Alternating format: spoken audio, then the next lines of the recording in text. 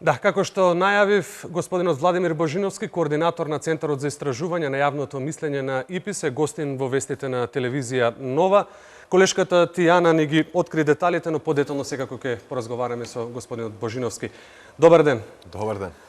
Денеска ја објавивте вториот дел од анкетата, споменав јас и во најавата, имавме можности преку прилогот на колешката Тијана да видиме дел од резултатите. Споменав дека анкетата ги опфаќа прашањата поврзани со двојазичноста, платформата и рейтингот на политичките партии.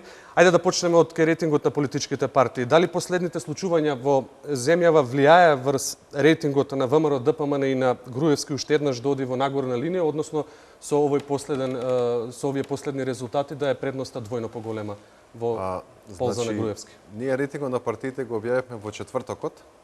И тука се виде дека направивме компарација со изборните резултати кои ги добија двете партии и се виде дека рейтингот на ВМРО ДПМН по последните случувања во изминатите 3 месеци расте, додека рейтингот на СДСМ опаѓа. Се разбира дека тоа се рефлектира и ке лидерите, значи тоа е прашањето кое што го објавивме денеска околу рейтингот на политичките лидери и тука се разбира разликата е поизразена бидејќи и претходно во сите истражувања кои што сме ги објавувале ние и други некои агенции со прашања поврзани со ова, рейтингот на Никола Груевски е повисок од рейтингот на Зоран Заев, односно разликата е поголема отколку рейтингот помеѓу ВМРО ДПМН и СДСМ. Се разбира дека главна тема на овој дел од истражувањето беа прашањата околу политичката платформа, околу протестите, околу двојазичност, значи се она што всушност ја продлабочи политичката криза во изминатите 3 месеци. И мислам дека од одговорите на овие прашања и се увиде зошто рейтингот на ВМРО ДПМН има нагорна линија, нагорен тренд, а рейтингот на СДСМ има надолен тренд.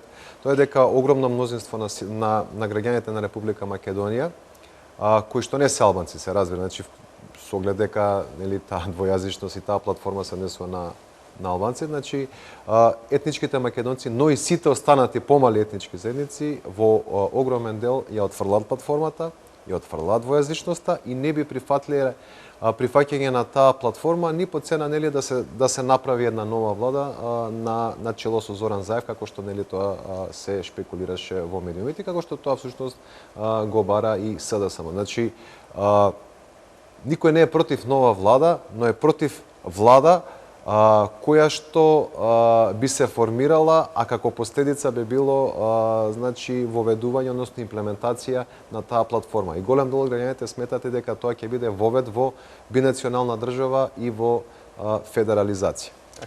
Токму околу платформата, прашањето околу платформата и моето следно прашање, се вели половина од испитаниците се изјасниле дека прифаќањето на платформата ќе биде вовед во бинационална држава, поголеми поделби и федерализација. Уште повисок е процентот на оние кои не ја прифаќаат двојазичноста, дури 81,5% не ја прифаќаат албанската платформа и на цела територија на Република Македонија.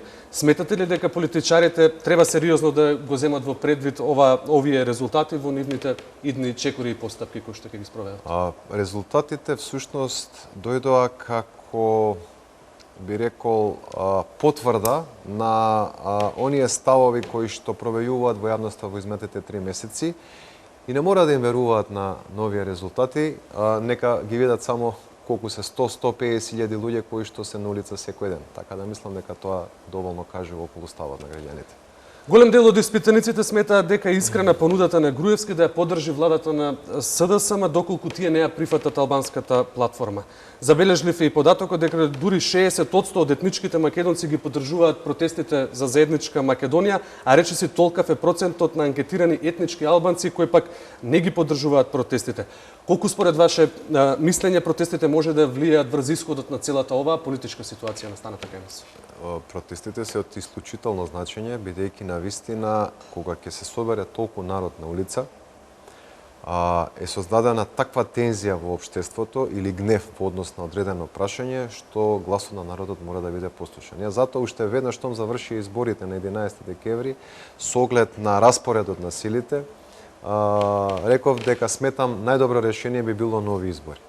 И сега, после 3 месеци, ја пак се уште сметам дека најдобро решение би било нови избори, бидејќи со одредени уцени, со одредени платформи, на 10 или на 15 пратеника, кон 100 пратеника, не може да се формира стабилна влада и не може Македонија да се стабилизира. Напротив, може да се дестабилизира.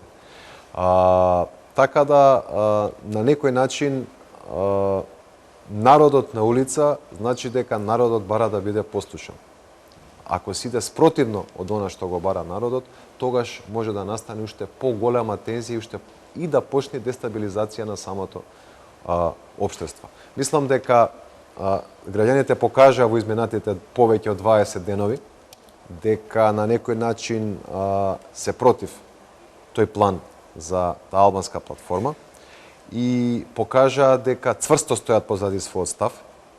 Значи, прво, времетраењето е долго на самите протести, а има најава дека ќе продолжат и понатаму, се додека не се отфрли таа платформа. Стануваат помасовни најавата за вторник. Не само што не се намалува мазоноста, туку напротив, се зголемува бројот на граѓани и бројот на градови. Значи, ние до сега не сме имале вакви протести, каде што не само што се меѓу најмасовните во Скопје, ја би рекол и најмасовни до сега, туку буквално во секој град од Република Македонија ние имаме слична масовност со оглед на бројот на популација, како и во Скопје. Така да не е ова протест во Скопје, туку ова е протест во Република Македонија. И мислам дека какво и да е решение кое што би ги заобиколило овие луѓе, само ќе ја продлабочи кризата. Да се потсетиме, неколкукратно помалку протестанти имаше на протестите пред година или пред 2 години, па тогаш нели се земаа во предвид нивните барања. Да не забораваме. Сега имаме со илјадници луѓе повеќе и помасовно, и да се обиде некој да го игнорира тоа, навистина не само што би било неетички, туку едноставно директно би се одразило на продлабочување на политичката криза во Република Македонија. Мислам дека е погрешно да се прават оние паралели доколку има некакви очекувања со 2004 година, кога се помина едно слично решение, нели околу територијалната реорганизација, но знаеме сите што се случи 2 години подоцна. Односно, рейтингот на СДСМ од околу пола милион во 2002 година, на крај во 2006 година падна на околу 200 нешто илјади и СДСМ ги загуби изборите. Сега не може да се чека 2 години. Еве гледаме какви се показателите. Дополнително, 2002 година СДСМ победија на изборите, 2016 изгубија на изборите. Така да некој да одлучува за цел еден мнозински народ во државата, вклучително и помалите етнички заедници, освен албанската, кој што не ја добил довербата на тој народ и на тие етнички заедници, мислам дека е рецепт за дестабилизација на државата и продлабочување на кризата и се подалеку, значи се подалечно можно решение кое што би било на некој начин возможно за да Македонија пополека, то не може наведнаш, пополека се излече од оваа состојба во која што западнавме по изборите. Кусе сме со времено, на крај ќе морам да ве прашам што е со денешните пишувања во медиумите за наводно постизборно добивање на тендер на Центарот за истражување на јавно мислење ИПИС во висина од 2,5 милиони денари. Значи, Институт за политички истражувања е агенција која што се занимава со истражување на јавно мислење. Значи, ние не продаваме бели пецеви или да произведуваме бели пецеви, туку истражување. Сега, ако некој смета дека ние не треба да работиме или да учествуваме на некој тендер со цел, нели, некој да не поврзе со нешто, тогаш воредно, ако е така, тогаш никој не треба да работи. Значи, ние си работиме нашата работа. Втора работа, мислам дека доволно сме покажале до сега, затоа што зато овие резултати стои институтот, стојам и ја лично, доволно сме покажале институтот и ја во изминатите 15 години, лесно може да се спореди околу нашите предвидувања, нашите анкети пред изборите и резултатите од изборите. Нашата, значи ИПИС е најточна агенција што се однесе до тоа. Значи, ако имате вие кредибилитет и квалитет и се занимавате со работата која што најдобро ја вршите, ја не гледам некој проблем. Значи, постојано секогаш, нели, оној кој што на кој што не му одговараат резултатите, секогаш има одредени примедби, но ја пак ќе повторам, доволно е да се види минатиот труд и све е јасно. И тука би додал уште една работа, доколку сметаат, бидејќи по соопштението пишуваше некаква поддршка од 700.000 граѓани, нешто дале на избори, така. Ако некој смета дека го поддржуваат 700.000 граѓани, па ја мислам дека тој прв треба утре да побара нови избори, како што тоа го бара ВМРО ДПМН. И на тие избори, нели, да доби 80 и кусур пратеника и да победи, ако е така. Но јас сметам дека токму овие рейтинзи кои што се објавија се и причината зошто СДСМ упорно одбива, нели, да се договори за нови избори кои што би ја решиле политичката криза во која што се наоѓа Македонија. Овие рейтинзи ќе бидат тема на анализа и во следните денови. Господине Божиновски, ви благодарам за тоа што одвоивте време во ова неделно попладне да сте дел од вестите на телевизија Нова и да продискутираме околу последната анкета на ИПИС. Благодарам и на вас. Почитувани, тука е крајот на овој преглед на кус преглед, ке речам, на вестите на телевизија Нова.